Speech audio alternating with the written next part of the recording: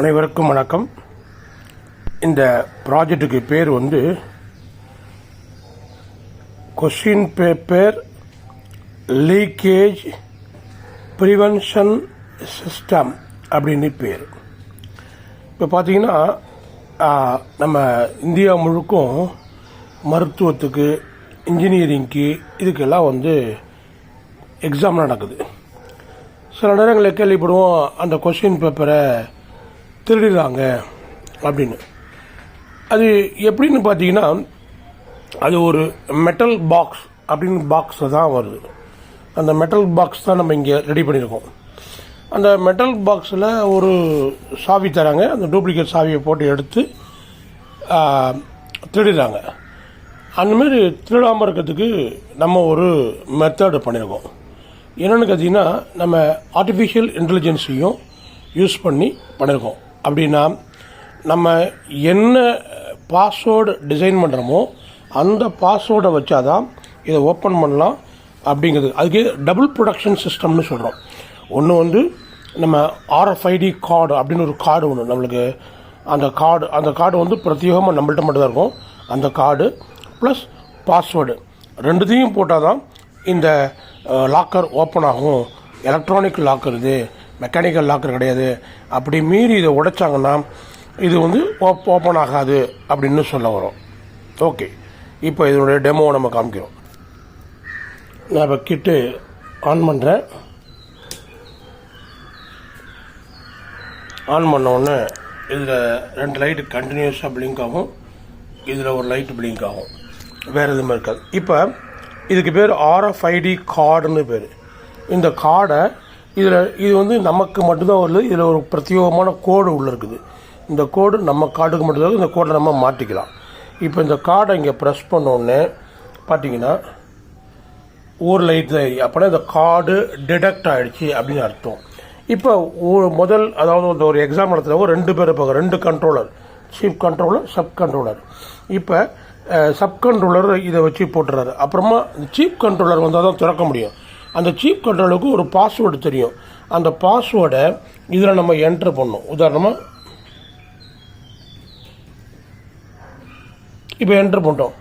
கரெக்டான என்ட்ரு பண்ணோம்னா இந்த இடத்துல க்ரீன் லைட் எரியும். இப்போ நான் கரெக்டாக என்ட்ரி பண்ணல, தப்பாக என்ட்ரி பண்ணியிருக்கேன், அதனால லைட் எரியல.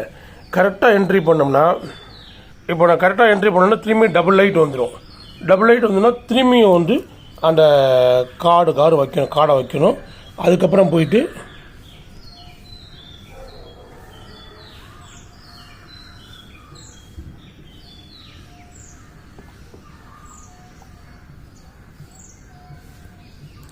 இப்பயும் தவறான கோடு.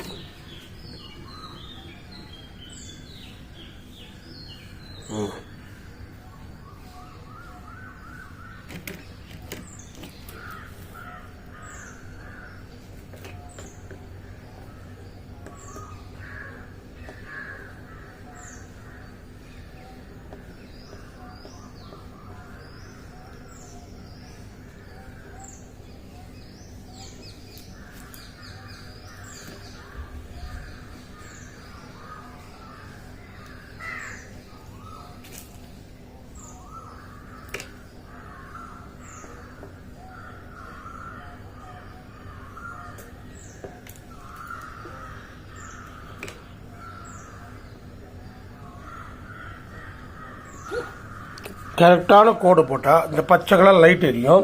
அப்புறம் மட்டும்தான் அந்த டோர் ஓப்பன் ஆகும். அது வரைக்கும் அந்த டோர் ஓப்பனே ஆகாது. இப்போ இந்த டோரு ஓப்பன் ஆகலை, திரும்பியும் க்ளோஸ் ஆகிடுச்சு. உடனே ஆட்டோமேட்டிக்காக இது க்ளோஸ் ஆகிடும். இப்போ திரும்பியும் லாக் பண்ணால் கூட லாக் பண்ண முடியாது.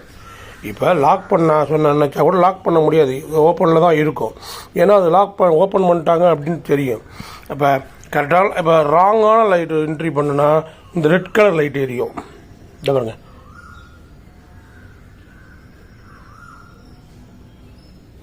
முதல்ல கார்டு வைக்கிறேன்.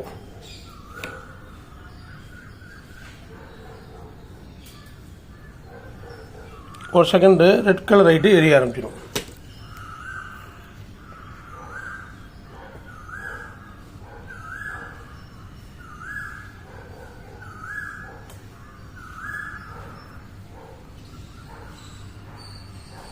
ரெட் கலர் லைட் இது ராங்கான பின்னு.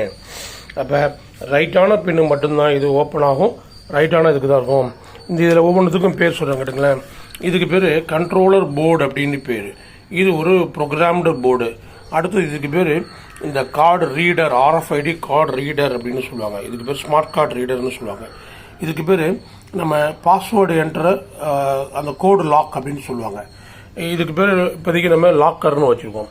இப்போ இது நீங்கள் கூட இதை செய்யலாம். டூ இட் ஒரு ஓன்னு பேர். இந்த கிட்டு நாங்கள் ரெடிமேடாக தரோம். நீங்களே வாங்கி நீங்களே இதை அசம்பிள் பண்ணலாம். ஒயரிங் டயக்ராம் எல்லாமே நாங்கள் இதில் கொடுத்துருவோம். இப்போ இந்த நீங்களே வாங்கி நாங்கள் தனித்தனியாக பொருள் தருவோம், வாங்கி நீங்கள் செஞ்சுக்கலாம். அடுத்து பார்த்து உங்களுக்கு பிடிச்சிருந்துன்னா கண்டிப்பாக இதை சப்ஸ்கிரைப் பண்ணுங்கள், லைக் பண்ணுங்கள். தேங்க்யூ, நன்றி.